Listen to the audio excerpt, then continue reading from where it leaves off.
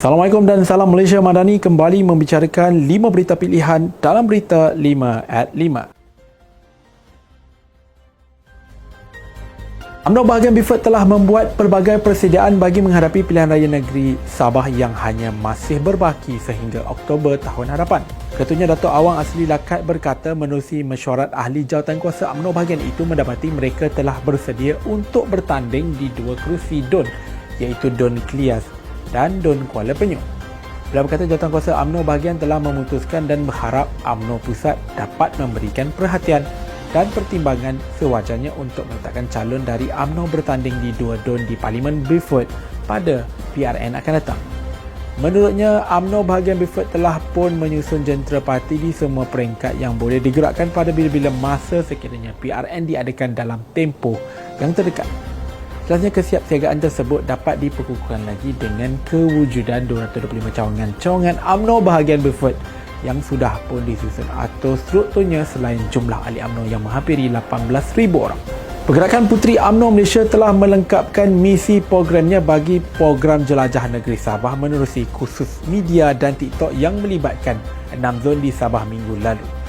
Ketua penerangannya Syamilia Nur Azizi berkata program sedemikian dapat dilaksanakan dengan lancar melibatkan golongan muda dari akar undi Puteri UMNO dan pemuda UMNO bahagian-bahagian di negeri itu. Selepas selesai menunaikan tugas di Sabah, pergerakan Puteri UMNO Malaysia telah meneruskan gerak kerja bagi memperkasakan semula parti keramat ini demi manfaat rakyat dan negara. Katanya Datuk Nurul Amal Muhammad Fauzi telah berbesar hati untuk turun ke Perak bagi menyantuni Puteri UMNO di negeri itu bagi sesi bertukar pandangan di samping merangka strategi baru perjalanan Puteri UMNO negeri Perak. Beliau pada masa yang sama turut merakamkan penghargaan kepada Puteri UMNO bahagian Lenggong, Sungai Siput dan Parit yang telah mencatatkan peningkatan keahlian puteri tertinggi dalam menambahkan cawangan baru. Timbalan Perdana Menteri Datuk Seri Dr. Ahmad Zahid Hamidi telah bertemu dengan komuniti Malaysia di Tokyo semasa melakukan lawatan kerja di Jepun dan berharap agar tali persahabatan dibina berkekalan. Seramai 200 rakyat Malaysia di Jepun berpeluang bertemu dengan Timbalan Perdana Menteri yang kini dalam rangka lawatan kerja 7 hari ke negara matahari tersebut. Pada majlis makan malam dan sambutan Tahun Baharu Cina di sebuah hotel di Sydney malam tadi, beliau bersama dalam sesi interaktif bersama komuniti Malaysia merangkumi pelajar serta individu yang menetap dan bekerja di Jepun.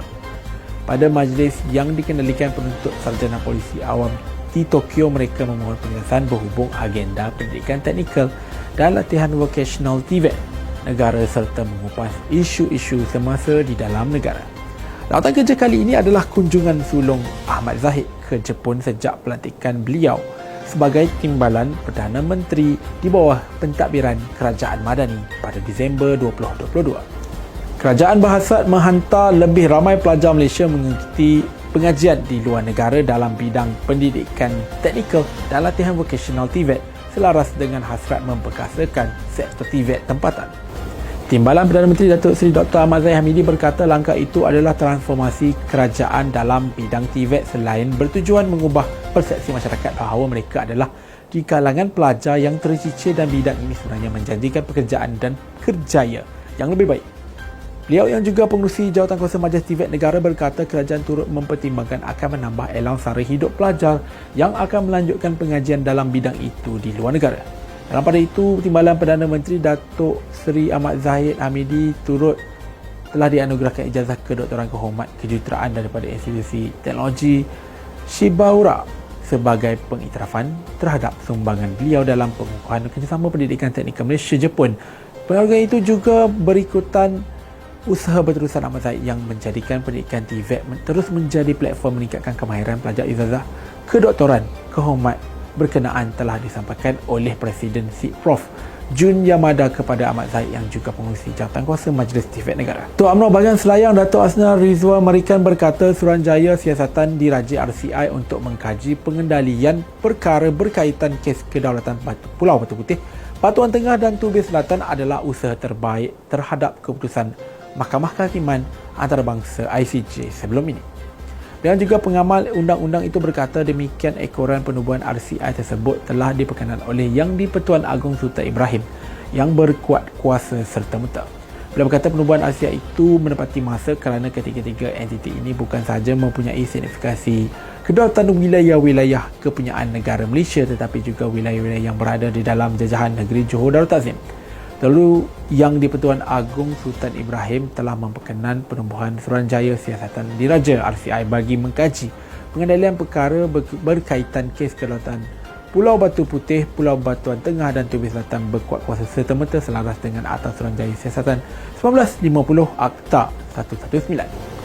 Ketua Rekod Menteri di Jabatan Perdana Menteri Undang-Undang Reformasi Institusi Datuk Seri Azalina Othman Said memaklumkan Seri Paduka Baginda telah memperkenankan pelantikan 7 ahli RCI termasuk bekas Ketua Hakim Negara Tun Muhammad Rauf Sharif sebagai pengerusi dan bekas Hakim Mahkamah Persekutuan Tan Sri Zainun Ali sebagai timbalan pengerusi.